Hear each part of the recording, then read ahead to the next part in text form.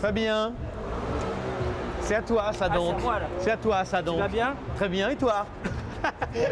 C'est à toi cette petite bagnole? Ouais, elle date de 1966. Ah, donc elle est plus vieille que la mienne? Elle est plus vieille et elle est un peu plus vieille que moi. Elle est un peu plus vieille que moi.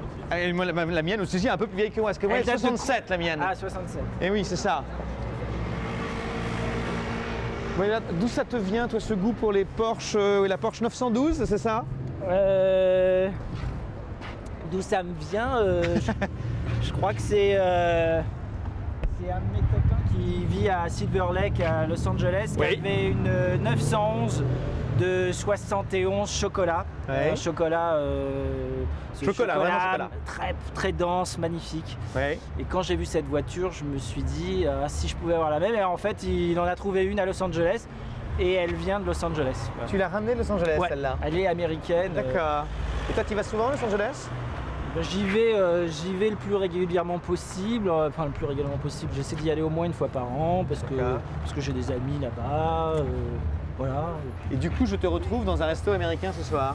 Voilà, c'est aussi mon quartier, le 18e. En fait, j'habite dans le 18e depuis une vingtaine d'années. Ouais. Et ce qui est assez marrant, c'est que on se met là. Bah oui, mais toi là, bonsoir, pardon. Comment ça va? Oui, c'est un de mes amis. Et en fait, je me suis installé dans le 18e il y a 20 ans et en fait, j'ai découvert il y a 2 ans à peu près que toute ma famille avait vécu dans le 18e, que mes ancêtres étaient communards, avaient été flingués par Thiers et se trouvaient certainement en dessous du Sacré-Cœur.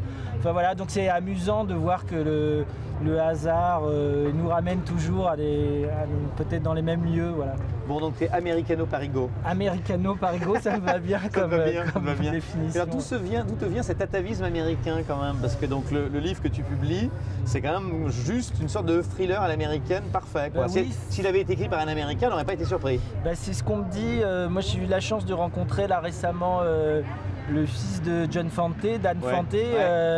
Qui a un monsieur qui a 70 ans et qui m'a dit ça, il m'a dit c'est vraiment un livre à l'américaine, mais je pense que c'est certainement une imprégnation qui vient à la fois probablement du cinéma et puis aussi évidemment de la littérature. J'ai dû probablement, je pense que j'ai dû lire L'Attrape-Cœur avant l'éducation sentimentale, quelque chose comme ça. D'accord, effectivement. Oui. Voilà. Dans le livre, on suit Alan Jones, photographe, 34 ans.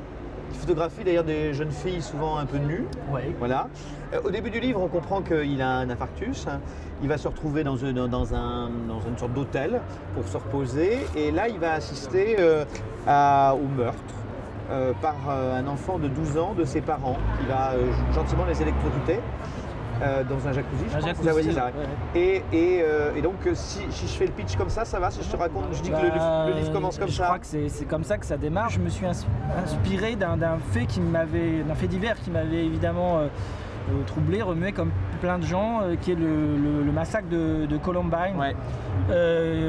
Donc deux adolescents le gamin qui ont tué avec ses fusils et qui les deux ils sont Et il y a un des deux ados, il y avait Eric Harris je crois et Dylan Klebold qui donc ont commis ces atrocités, et le garçon qui tue ses parents se prénomme lui Klebold. Donc c'est une référence directe à ce fait divers, parce que je me disais qu'il y avait quelque chose évidemment d'insensé dans cet acte. Ouais. En plus dans une forme dans un lieu qui est un peu sanctuarisé, on ne peut pas imaginer qu'une école soit le lieu d'une théâtre d'un massacre. Voilà, c'est ça, ouais. Et donc voilà, je me suis lancé dans cette aventure en même temps que le personnage. Ça raconte la criminalité adolescente, l'idée qu'à un moment il y a des adolescents. Comprendre qu'ils sont un peu surmédicalisés, voilà. Les adolescents en question. Ouais. Et ça raconte ça, et ça raconte aussi, comme c'est sous forme de thrillers, ça raconte aussi une exploration personnelle. J'ai inventé un mot dans le livre qui est strapiloché, qui est creusé comme ça les strates de sa conscience, et donc il y a aussi ce personnage, Alan Jones, qui était un jouisseur invétéré au départ du roman et qui devient peut-être à la fin du roman juste un homme, ce qui est déjà pas mal. Oui, ce qui est pas mal, oui. Et donc il se trapiloge beaucoup. Quoi. Et il va découvrir un truc en se trapilochant. Et oui, c'est ça. On découvre souvent des choses en se trapilochant, c'est la règle de base. Oui.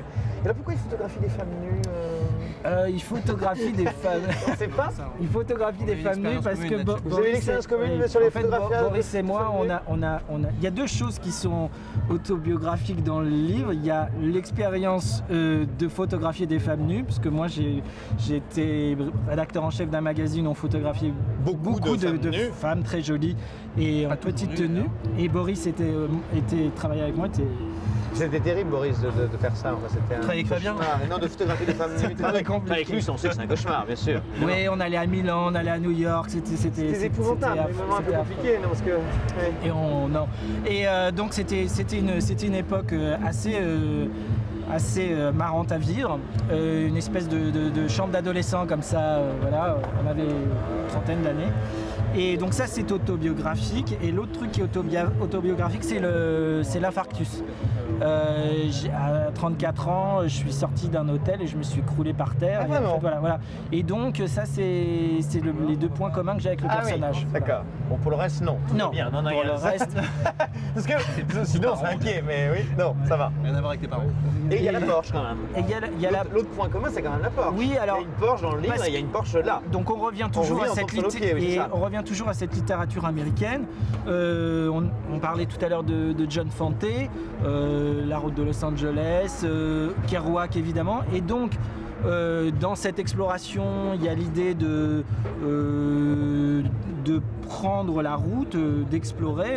C'est toujours la même chose, les histoires, c'est un départ, c'est l'odyssée quoi. Ouais. La question c'est pas de revenir, c'est de partir, donc voilà, donc il faut partir. Et là un moyen de locomotion que je trouvais un peu sympathique, c'était la Porsche 912, une vieille Porsche. une vieille Porsche. Voilà.